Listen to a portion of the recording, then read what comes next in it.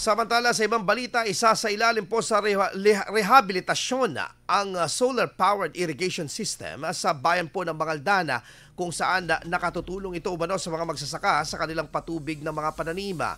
Nagsagawa ng site visit ang tanggapan ng Department of Agriculture Regional Agricultural Engineering Division, Region 1 sa Barangay Inlambo nitong Biyernes bilang pagtitiyak sa pagsisimula ng naturang proyekto. Nagkaroon rin ng dialogo kasama ang mga organisasyon at asosasyon ng mga magsasaka sa bayan upang ipaliwanag ang naturang proyekto at iba pang dapat na linawin ukol dito.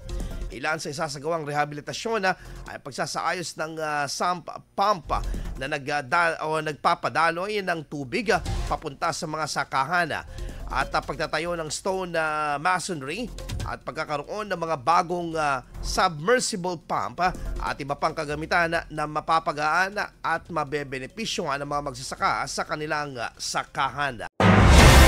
IFM News. IFM News. IFM News.